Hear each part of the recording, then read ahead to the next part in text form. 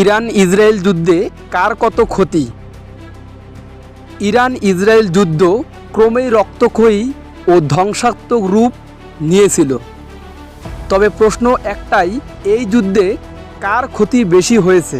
তো চলুন আমরা রিপোর্টে দেখে নেই। ইসরায়েলের ক্ষতি।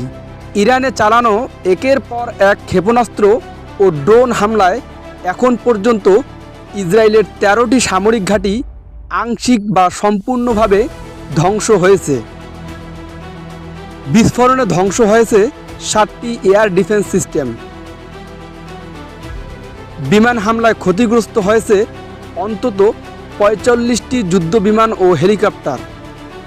সর্বশেষ রিপোর্ট অনুযায়ী ইসরায়েলের 60-এর বেশি সেনা নিহত হয়েছে এবং সাধারণ মানুষের মধ্যে প্রাণহানি ছাড়িয়েছে 100-রও বেশি। তেল আবিব ও হাইফার মতো গুরুত্বপূর্ণ শহরে ব্যাপক ক্ষয়ক্ষতি হয়েছে। বিদ্যুৎ বিভ্রাট, পানির সংকট ও খাদ্যের দাম কয়েক গুণ বেড়ে গেছে। ইরানের ক্ষতি। অন্যদিকে ইসরায়েলের পাল্টা হামলায় ইরানের ক্ষতি তুলনামূলকভাবে অনেক কম।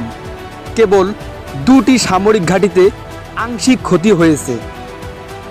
কিন্তু বড় ধরনের ক্ষেপণাস্ত্র হামলা প্রতিহত করেছে ইরানের ড্রোন ও এয়ার ডিফেন্স সিস্টেম। সেনা সদস্যদের মৃত্যুর সংখ্যা 21-এর বেশি নয় বলে দাবি করেছে ইরান এবং সাধারণ মানুষের প্রাণহানির সংখ্যা 32-এর বেশি নয় বলে দাবি করেছে ইরান।